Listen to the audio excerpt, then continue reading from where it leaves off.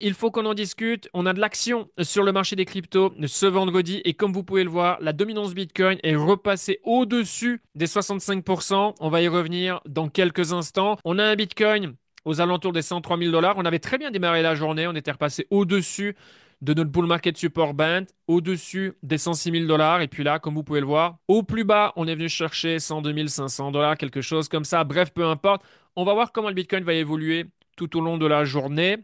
Les altcoins sont en difficulté aujourd'hui, ce qui explique la dominance Bitcoin qui est remontée au-dessus des 65%. Comme vous pouvez le voir, on est dans le vert. Si on regarde les altcoins, Ethereum, moins 3%. On est descendu à 2372 dollars l'Ether. Si on regarde Solana, Solana a décroché. On était sur des niveaux importants. Donc voilà ce que vous voyez ici. Et là, attention, attention en ce qui concerne Solana, donc moins 5% en cours, suit, bon, grosso modo, c'est pareil que Ethereum, sauf que bon, Ethereum est dans une meilleure configuration clairement que suit pour le moment, donc voilà, suit pareil, moins 3,60.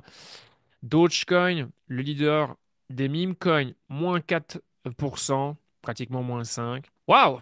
Du rouge aujourd'hui sur le marché des cryptos et nous y voilà encore une fois. Je vous en ai parlé longuement ces dernières semaines et j'en parle depuis des mois de ce graphique. Et je sais que ce graphique, cette information pourrait faire économiser beaucoup d'argent pour certaines personnes, en faire gagner pour d'autres. Mais c'est sûr que si aujourd'hui davantage de gens considéraient cette information, je pense que le portfolio serait équilibré différemment, puisque je pense qu'aujourd'hui beaucoup de gens sont trop exposés sur les altcoins et ont très peu de Bitcoin, voire pas de Bitcoin du tout dans leur portfolio. Et beaucoup de gens, souvenez-vous, j'en avais discuté ici, j'en avais discuté de que pour beaucoup de gens, ça c'était le top. Et moi je disais, je ne pense pas. Bien sûr, je peux me tromper. Et jusqu'à preuve du contraire, c'est le top. Mais je pense que voilà, alors, on est clairement sur une tendance haussière. On est monté à 65,23 aujourd'hui. Et là, on est dans une configuration où je suis pratiquement certain, de toute façon, si Bitcoin pousse et va chercher de nouveaux plus haut, le Bitcoin va dominer. Le Bitcoin va dominer. Dans la configuration actuelle, je suis convaincu, ça va faire pousser la dominance Bitcoin vers de nouveaux plus hauts. On va aller chercher 65,5, 66% pour la toute première fois sur ce cycle. Donc, encore une fois, hein, ceux qui ont voulu anticiper une altcoin season et que principalement ceci c'était le top et donc bah voilà on pouvait du coup aller avec plus de certitude sur les altcoins. Donc forcément les jours qui ont suivi, ceux qui ont pensé de cette façon se sont dit bah c'était le bon choix. Et puis bah regardez en fait, faux départ, la Bitcoin dominante c'est très très très bien reprise, on est clairement sur une tendance haussière.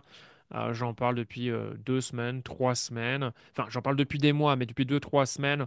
Ce que je dis de mon VIP, c'est que la tendance elle est haussière et que le scénario le plus probable, c'est d'aller faire de nouveaux plus haut. Du coup, prudence avec les altcoins. Bien sûr, il peut y avoir des choses intéressantes.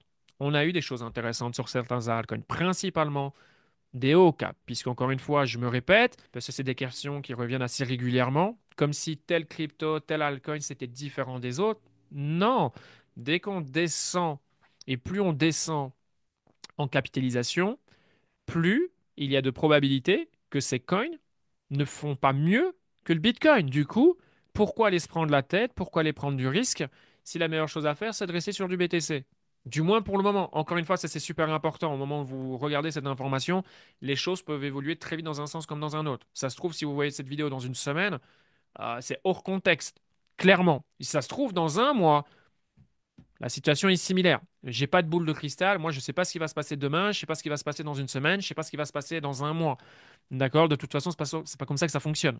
D'accord? Ceux qui vous disent, oh, je sais ce qui va se passer dans un mois, dans 3 mois, dans 5 mois. Bah écoutez, ok. Cette personne doit être certainement très, très, très, très, très, très, très, très, très, très riche et doit être certainement très convoitée de toutes parts, puisque je pense qu'on peut, si Zuckerberg est prêt à offrir 100 millions de dollars pour des ingénieurs, les meilleurs ingénieurs dans le secteur de l'intelligence artificielle, si quelqu'un est capable de prédire les marchés, je pense qu'il peut avoir un bonus à la signature d'un milliard, 5 milliards, voire 10 milliards. Je pense que certaines institutions seront prêtes à payer le prix et ça en vaudra la chandelle. Ok, donc non, prédire les marchés, c'est impossible. Mais voilà, le graphique, il est parlant. On est en tendance haussière, donc voilà, c'est pas une surprise. On avait démarré la journée dans le vert hein, sur le Bitcoin et c'est ce qui avait expliqué le rallye haussier de la dominance Bitcoin. Puisque si maintenant on passe, allez, on passe en 1 heure par exemple, le début de journée était vert. C'est là, ouais, début de journée. Et la dominance Bitcoin a progressé à la hausse. Encore une fois, c'est toujours la même chose. Euh, on manque de liquidité en fait pour les altcoins, ni plus ni moins. Voilà, on a besoin de cette bascule. Alors certes, plus on avance et plus les signaux sont positifs pour les altcoins, notamment via Ethereum. Et encore une fois, Ethereum, très très bien. J'en ai déjà parlé suffisamment. Si on regarde également ce graphique, pareil, si l'histoire se répète, effectivement, on est proche du top, hein, souvent les 82% quand on rajoute la dominance Ethereum à celle du Bitcoin plus les stablecoins. Voilà, là on peut le voir, hein, ces deux cryptos plus ces deux stablecoins représentent 81% du marché à l'heure actuelle. Donc est-ce qu'on est proche du top? Peut-être. Si c'est le cas, ben, ça veut donc dire que voilà, c'est une histoire de jours, de semaines avant qu'on ait cette bascule et d'une manière assez générale, les altcoins se reprennent et donnent de meilleures performances contre le dollar que le BTC et Ethereum. D'accord? Encore une fois, le plus important, je tiens quand même à en discuter. C'est le climat dans lequel nous sommes, ok? L'incertitude liée aux tarifs. On approche la date, hein, le 9 juillet pour la plupart des pays, les pauses seront terminées. Donc plus on va se rapprocher de la date, plus j'imagine on va avoir des annonces de la part des États-Unis, de deals. Est-ce qu'il va y avoir de top deals de partager ou pas? Si c'est le cas, je ne serais pas surpris que les marchés réagissent positivement. Donc voilà, ça à suivre de près parce qu'encore une fois, attention, ne pas vouloir anticiper comme avec la dominance Bitcoin il y a de ça quelques semaines. Ça sert strictement à rien et c'est beaucoup trop dangereux. Et puis, il y a ce conflit au Moyen-Orient, Iran-Israël. Bon, si la situation s'aggrave, que ça implique la participation d'autres nations, etc., etc., etc., attention, ça peut impacter définitivement les marchés. On sait qu'en crypto, c'est une surprise pour personne. On est sur un cycle qui est principalement drivé par des flux institutionnels. En période d'été, il y a moins, ouais, il y a moins d'action, il y a moins d'activité.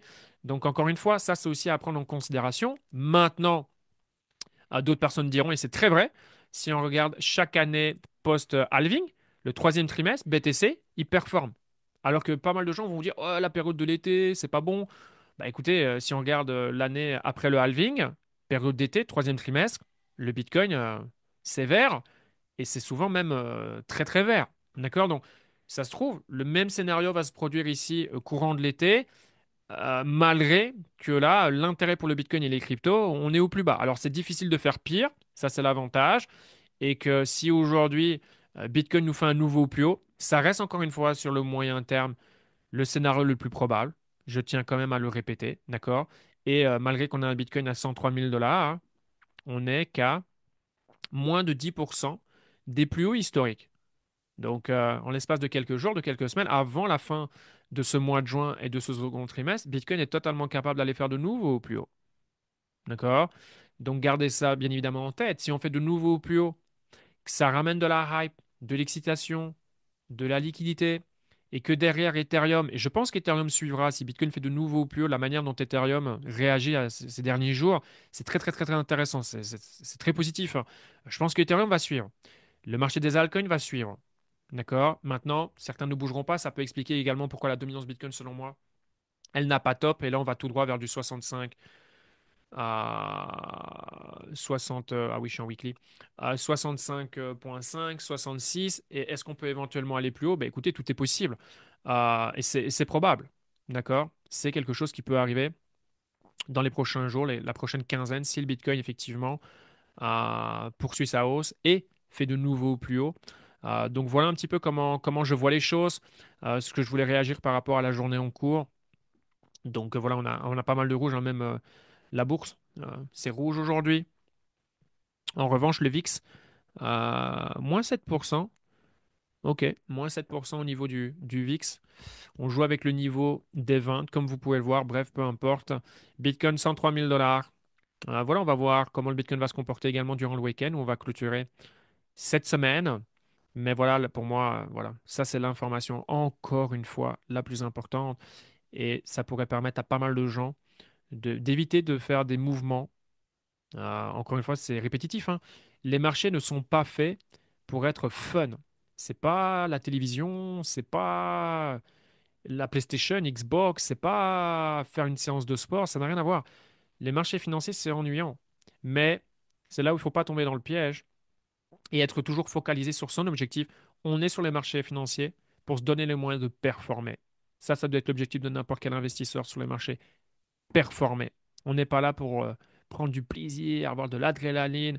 Les gens qui viennent avec cette attitude et ce mindset sont généralement des gens qui vont sortir bredouilles, qui vont sortir perdants. Donc voilà, c'est sûr que c'est facile hein, de s'endormir dans ce genre de scénario, surtout ce cycle. Ce cycle, faut s'accrocher. Et pensée particulière à ceux qui sont arrivés fin 2022-2023. C'est peut-être certainement les personnes qui, là, c'est bien, ils ont un très bon test au niveau de la patience, et c'est une bonne chose, puisque sans la patience, de toute façon, on ne peut pas gagner sur les marchés. Et au final, on va se dire les choses. Pratiquement tout le monde recherche le même type de performance. Et pour aller chercher ce type de performance, automatiquement, ça va se faire sur le long terme. Et donc, il va falloir avoir en stock certaines compétences. Et l'une qui est non négociable, c'est la patience. Donc voilà, des gens, j'ai jamais vu des gens qui ont réellement réussi être impatients sur les marchés ou avoir un succès du jour au lendemain. Moi, j'en connais aucun. D'accord? Alors, oui, des succès Internet, réseaux sociaux, ouais, ça, il y en a plein. Ouais, c'est parce que, voilà, Internet, bon, je pense que la grande majorité d'entre vous, vous en avez parfaitement conscience.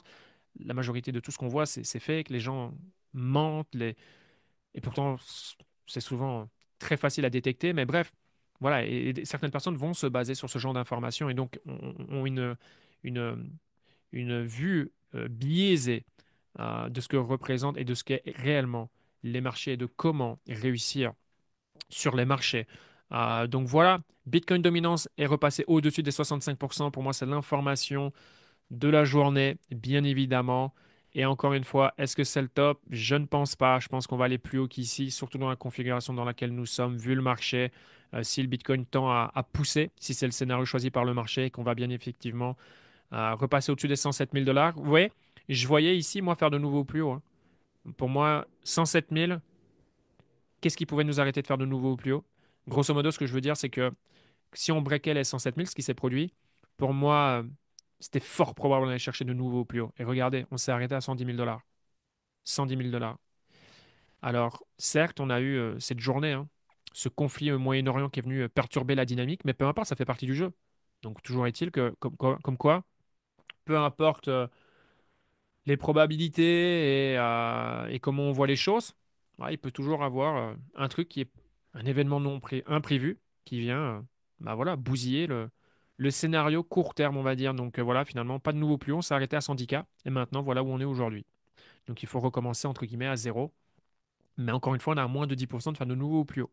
Depuis qu'on est repassé au-dessus des 100 000, on n'est jamais redescendu en dessous. Ça ne veut pas dire qu'on ne peut pas aller en dessous des 100 000, bien évidemment, mais on se maintient bien au-dessus des 100 000 dollars. Donc c'est quand même intéressant dans ce climat où les gens s'en foutent du Bitcoin et des cryptos.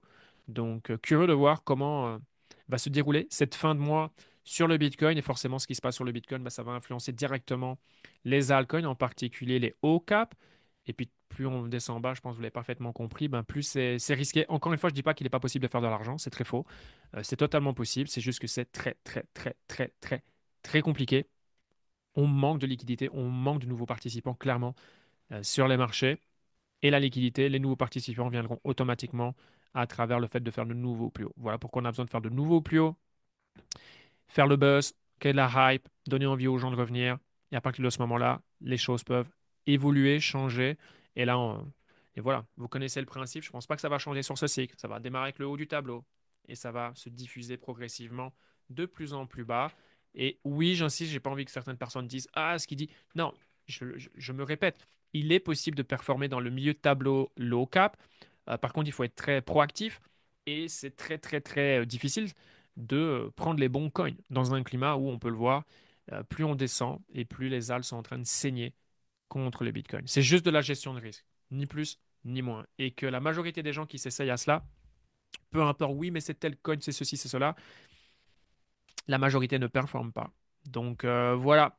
Encore une fois, on en reviendra toujours à la même chose et ce contenu est éducatif. En aucun cas, vous devez l'interpréter comme un quelconque conseil d'investissement. C'est ma lecture des choses, ni plus ni moins. Mais Voilà, peu importe les coins, c'est plutôt compliqué plus on descend, quoi. Donc voilà, sur ce, passez un excellent week-end. On va voir comment les choses vont se dérouler dans les prochaines heures, dans les prochains jours pour le Bitcoin et les cryptos. Sur ce, si vous aimez ce genre de vidéo, n'hésitez pas à mettre du like, ça fait toujours plaisir. Puis si vous pouvez la partager à un proche pour lui faire en sorte de s'intéresser au marché, ça peut être intéressant. C'est toujours mieux de s'intéresser au marché quand tout le monde s'en fout que de s'intéresser au marché où tout le monde est super excité, tout le monde parle du Bitcoin et des cryptos. Toujours. Là, ça peut être un moment entre guillemets idéal. À partir du moment où on ne fait pas n'importe quoi, c'est toujours la même chose. Sur ce, je vous remercie en avance. C'est comme ça que la chaîne peut évoluer potentiellement. Et je vous en remercie. Sur ce, prenez soin de vous. Excellent week-end et à la prochaine. Ciao, ciao.